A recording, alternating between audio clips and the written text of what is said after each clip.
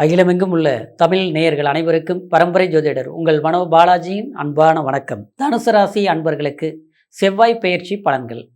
இந்த செவ்வாய் பயிற்சி பலன்கள் அப்படின்னா, இந்த ஜூன் மாதம் 20ஆம் தேதி உங்களுடைய ராசிக்கு 12ஆம் அதிபதியும் உங்களுடைய ராசிக்கு 5ஆம் அதிபதியாக வரக்கூடிய செவ்வாய் பகவான் உங்களுடைய ராசிக்கு 5ஆம் இடத்திலிருந்து 6ஆம் இடத்திற்கு பயிற்சியாக போகிறாருங்க.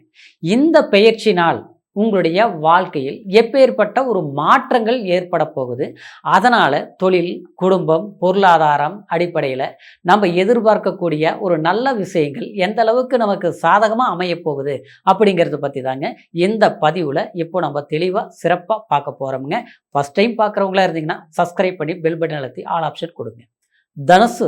தனுசுனா காலபுருஷ தத்துவத்தில் 9ஆவதாக வரக்கூடிய ராசி தனுசு ராசி. இது ஒரு பாக்கிய ராசின்னு சொல்லுவோங்க. காரணம் என்னென்னா, தனுசு ராசி தான் குரு பகவானின் அதிபதி ராசி. தனுசு ராசி தான் அக்னி தத்துவ ராசி. அப்படின்னா அக்னி தத்துவத்தில் அதாவது எரியும் தீபத்தின் ஒளி அப்படிங்கிறத விட அதாவது ஒரு யாகத்தின் ஒளின்னு சொல்லலாம். புனிதமானது இல்லைங்களா யாகம்? ஒரு கோயில் கும்பாபிஷேகத்தில் ஒரு அக்னி யாகம் பண்ணுறோம்னா அது எவ்வளோ புனிதமானது. ஒரு வீடு கிரக பிரவேசத்துக்கு ஒரு அக்னி நம்ம ஒரு யாகம் பண்ணுறோம்னா அது எவ்வளோ ஒரு அற்புதமான ஒரு புனிதமானதுங்க. அந்த மாதிரி ஒரு கெட்ட சக்தியும் ஒரு நல்ல சக்தியா அப்படின்னா ஒரு சுபட்சமாக உருவாகக்கூடிய ஒரு தன்மை கொண்ட ஒரு அக்னி தத்துவ ராசி தான் இதாவது இந்த தனுசு ராசி. இப்படி இந்த தனுசு ராசிக்கு பல பெருமைகளை சொல்லிட்டு போகலாங்க. அவ்வளவு ஒரு சிறப்பான ராசிங்க. ஏன்னா அள்ளி கொடுக்கக்கூடிய ராசி, தான் மட்டும் நல்லா இருந்தால் போதும் அப்படின்னு நினைக்க தெரியாத ராசி, அடுத்தவங்களுக்கு உபதேசம் பண்ணியே எத்தனையோ நன்மைகள் செய்தே வாழ்ந்து கொண்டிருக்கக்கூடிய ராசி இந்த தனுசு ராசி. அப்படி பல விஷயங்களை நம்ம பெருமையாக சொல்லலாம். அது உண்மையான பெருமைகள் தான் அப்படி. ஆனால் இப்போ ஏற்பட்ட ராசிக்காரரை நாம் எவ்வளோ கஷ்டப்பட்டுட்டு இருக்கிறோம் நினச்சி பாருங்க. ஏன்னா சில கிரக பயிற்சிகள் சாதகமாக இருந்ததுன்னா நாம் சாதாரணமாக இருந்தால் கூட ஒரு பெரிய பொசிஷனுக்கு வந்துடலாங்க. அதே சில கிரகங்கள் பாதகமான நிலையில் இருந்தால் நிச்சயமாக நம்ம எவ்வளோ பெரிய ஒரு ஸ்டாராக இருந்தால் கூட அடிமட்டத்துக்கு வந்துடுவாங்க. நம்மளுடைய வாழ்க்கையிலையும் சமுதாயத்திலையும் முன்னோர்கள் ரூபத்திலையும் நம்ம பல விஷயங்கள் நம்ம பார்த்துருக்குறோம். வாழ்ந்தவங்களும் பெரிய ஸ்டாராக இருந்தவங்களும் அடிமட்டத்துக்கு வந்திருக்கிறாங்க. அதெல்லாம் என்ன காரணம் அப்படின்னு பார்த்துட்டோம்னா அந்த கிரக அமைப்புகள் தாங்க. ஆமாங்க, இந்த பிரபஞ்சம் எல்லாருக்கும் எல்லாத்தையும் கொடுக்குது, சரிங்களா? இல்லாமல் இல்லை. ஆனால் அது சிலருக்கு சில சாதகத்தையும் சில நேரங்களில் சில பாதகங்களையும் உருவாகுது. அது இந்த கிரக சூட்சுமங்களை தான், இந்த நவகிரகங்களுடைய தன்மை தான். அப்போது உங்களுடைய ராசிக்கு 4ஆம் இடத்துல சனி பகவான் அர்த்த அஷ்டம சனி அப்படிங்கிற ஒரு பொசிஷனில் பயணிச்சுட்டு இருக்கிறீங்க. எவ்வளோ நாளா? இந்த 1.25 வருஷமாக. அப்போது இந்த 1.25 வருஷமாக நீங்கள் கணக்கு போட்டு பாருங்கள், சரிங்களா? உழைப்பு உங்ககிட்ட இருக்கும், ஆனால் உழைப்புக்கு தகுந்த முன்னேற்றம் இல்லை. குறிப்பாக சொல்ல போனோம்னா எவ்வளோதான் நீங்கள் பாடுபட்டுட்டு கஷ்டப்பட்டுட்டு வந்தாலும் உண்மையிலேயே சரியான தூக்கம் கெட்டு போச்சுங்க. தூக்கமே வரமாட்டேங்குதுங்க. எல்லாம் படுத்து யோசிச்சுட்டே இருக்கிற மாதிரி தான் இருக்கிறத தவிர நிம்மதியாக தூங்க முடியல. அத்தனை பிரச்சனைகள் எனக்கு இருக்குங்க. இப்படி தான் சொல்லுவீங்க தனுசு ராசிக்காரர். ஏன்னா 4ஆம் இடத்துல போய் சனி உட்காந்துருச்சு, அர்த்த அஷ்டம சனி. நிம்மதி கெட்டு போச்சு. ஏன்னா 4ஆம் இடங்கிறது ரொம்ப முக்கியம் இல்லைங்களா? இதில் என்ன ஒரு வரப்பிரசாதம் அப்படின்னு பார்த்துட்டோம்னா கரெக்டாக 8ஆம் இடத்துல போய் குரு உட்காந்து 9ஆம் பார்வையா அந்த 4ஆம் இடத்தை பார்த்துட்டு இருக்கிறதுனால இந்த ஒரு மாற்றமான நேரம் வரக்கூடிய நேரத்தில் உங்களுக்கு இந்த 5ஆம் அதிபதி செவ்வாய் போய் 6ல் உட்காந்துட்டார். அதெல்லாம் கவலைப்படாதீங்க. 5ஆம் இடம்ங்கிறது என்ன? பூர்வ புண்ணியஸ்தானம், புத்திரஸ்தானம். அது மட்டும் கிடையாது, நம்ம குலதெய்வத்துடைய அருள் கிரகங்கள், அதாவது அருள் யோகங்கள் பெறக்கூடிய ஸ்தான பலமே அந்த 5ஆம் இடம் தான். அப்போ அந்த 5ஆம் இடத்துக்கு அதிபதி 6ஆம் இடத்துல போய் உட்காரும்போது எனக்கு ரொம்ப கெட்டு போச்சு அப்படின்லாம் நினச்சிக்க வேண்டாங்க. ஏன்னா இந்த செவ்வாய் உங்களுக்கு 12ஆம் அதிபதியாகவும் வருவார். அப்போது 12ஆம் அதிபதி 6ஆம் இடத்துல போய் உட்காரும்போது என்ன ஆகும்?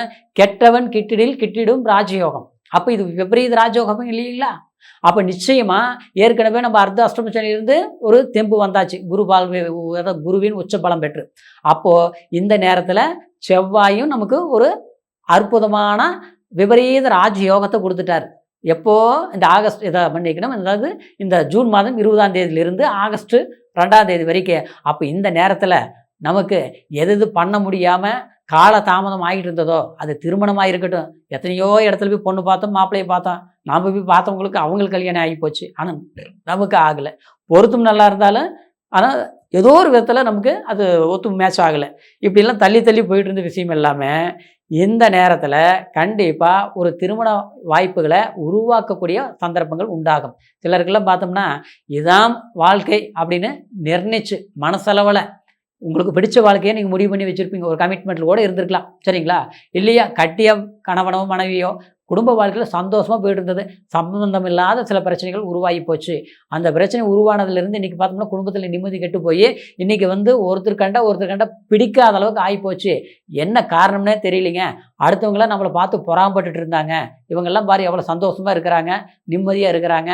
ஆனால் நாம் வந்து என்ன எல்லாமே வந்து இப்படி இருக்குதே அப்படின்னு நினச்சி அடுத்தவங்க நம்மளை பார்த்து பொறாமப்பட்ட காலம் போய் இன்றைக்கி அடுத்தவங்க முன்னால் காட்டிக்காமல் கௌரவத்துக்காக வாழ்ந்துட்டு இருக்கிறேங்க அப்படின்னு சொன்ன தனுசு ராசிக்காரருக்கு நிச்சயமாக இந்த செவ்வாய் பயிற்சி உங்களுடைய வாழ்க்கையில் ஏற்பட்ட சில கசப்புகளை தீர்க்கக்கூடிய நேரம் மட்டும் இல்லாமல் தீர்ந்த சரிப்படுத்தக்கூடிய ஒரு அற்புதமான நேரமாக இந்த செவ்வாய் பயிற்சி அமைய போகுதுங்க.